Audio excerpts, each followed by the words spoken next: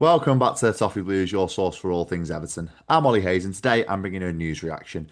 So today, Everton have officially confirmed that Dominic Calvert-Lewin will be leaving the football club following the end of his contract at the end of this month. So the saga, it's finally come to an end. Dominic Calvert-Lewin leaves after a very long-drawn contract situation, which has maybe left a little bit of a bitter taste in the mouth for many Evertonians. But today, I'm just here to give you my reaction to Dominic Calvert-Lewin's time at Everton, go through all the highs and lows, and sort of give you my reaction to the long drawn out contract saga that we've seen in recent months and sort of the last 18 months where he's been slowly ticking down to the end of his contract. But we'll start at the very beginning with Dominic Calvert-Lewin, signed for £1.5 million from Sheffield United in a relatively unknown deal. None of us knew who Dominic Calvert-Lewin was coming to the football club. He joined the academy playing with the likes of John Joe Kenny, Tom Davis in that sort of era of footballers from Everton's academy. And he's gone on to make 273 appearances in all competitions. So a lot of people couldn't have fathomed that when we signed him for £1.5 million from Sheffield United.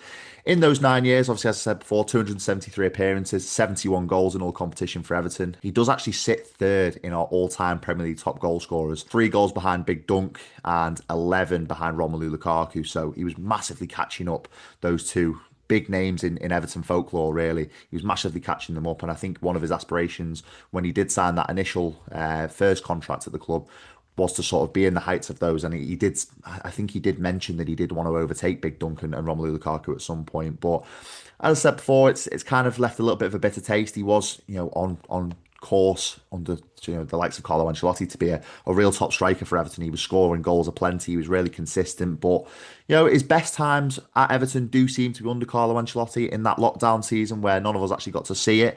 The amount of goals he was scoring in that season under Carlo Ancelotti, I think he followed the advice. He's a number 9. He has to stay in the 6-yard box and score with only one touch, and he really took that to consideration and took that to heart and really made that his own sort of USP, his unique selling point as a striker. He was really making that his own, and he was scoring goals for fun against each and every team in the league. I can picture the equaliser in the Merseyside derby at the Gladys Street end there.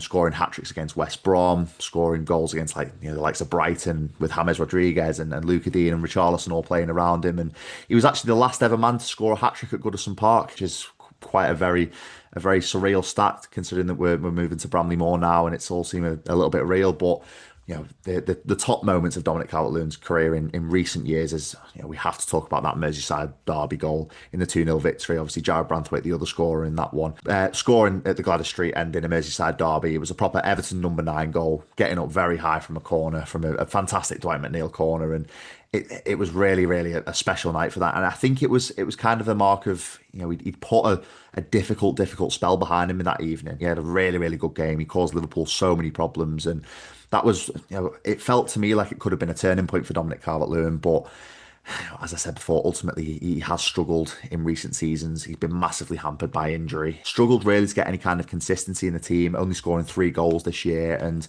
if you look at his time under the likes of Rafa Benitez and Frank Lampard, I think they were the most difficult times for Dominic Calvert-Lewin in an Everton shirt. Certainly under Rafa Benitez, getting injured at Brighton away when we were really looking good that season. The first couple of games under Rafa Benitez, there was a lot to like. Calvert-Lewin was playing very well. He scored a great goal, a great diving header against Southampton in Benitez's first game at Goodison Park, scored it away at Leeds, and then obviously coming off injured with a pretty serious hamstring injury, I think it was at the time, against Brighton away was, it was a bit of a dampener, as a bit of a sickener really, because he'd had such a good season the season before, and then obviously Rafa Benitez rushed him back way too early. The one that springs to mind for me was actually the home game against Brighton just after New Year, which I think ultimately it was one of the last nails in the coffin for Rafa Benitez, in actually losing his Everton job. But Calvert-Lewin that day, he didn't look fit, and he came on, missed a penalty, and hit the crossbar from a penalty. And I think it really spiraled from there. His injury woes, and under Frank Lampard, it didn't really get much better. He really struggled for consistency. He really struggled for form. But